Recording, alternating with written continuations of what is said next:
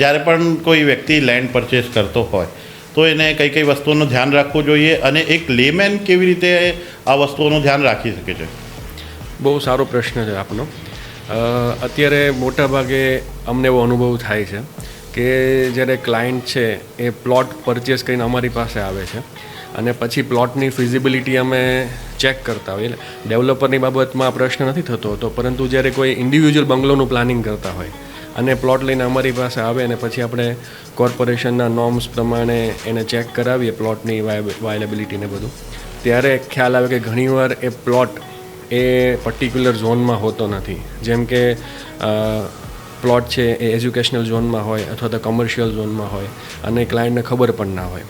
તો સૌથી પહેલી વસ્તુ એ છે કે પ્લોટ લેતા પહેલાં આ જે પ્લોટ છે એ કયા ઝોનમાં છે, એટલે કે રેસિડેન્શિયલ ઝોનમાં છે, કમર્શિયલ ઝોનમાં છે, એજ્યુકેશનલ ઝોનમાં છે, અને એમાં પણ રેસિડેન્શિયલમાં છે તો R2 છે, R3 છે, આ બધી વસ્તુની ખાસ તપાસ કરવી જોઈએ.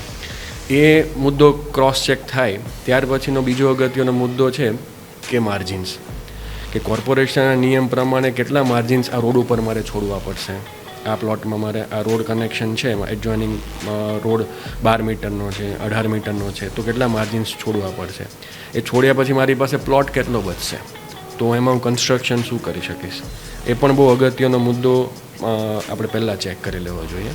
અને ત્રીજો અગત્યનો મુદ્દો છે કે રોડ પ્લોટમાંથી કોઈ કપાત તો નથી આવતી ને. એ ઘણીવાર 12 મીટરનો રોડ હોય, 18 મીટરનો થતો હોય તો તમારા પ્લોટમાં 3 મીટરની કપાત આવતી હોય. હવે એ તમે 1.25 લાખ રૂપિયા ભાવ વારનો પ્લોટ લીધો હોય અને સીધું તમારું 200 વારનો પ્લોટ એમાંથી કટ થતો હોય તો પાછળ પ્લોટ બચતો પણ ન હોય કે જેમાં તમે સારું મકાન બનાવી શકો, સારું ઘર બનાવી શકો, અને એની સામે તમે આટલા પૈસા એક્સ્ટ્રા તમે પે કરી દેતા હોય. તો પ્લોટ લેતી વખતે આ 3 પેરામીટર્સ છે કે એક તો ઝોન કયો છે, બીજું કે માર્જિન્સ કેટલા છોડવાના છે, અને ત્રીજું કે એમાં કોઈ કપાત આવે છે કે નહીં. એ સૌથી પ્રાઇમરીલી પહેલાં ચેક કરાવવું જોઈએ અને ત્યારબાદ જ એને પ્લોટ પરચેસ કરવા માટે આગળ વધવું જોઈએ.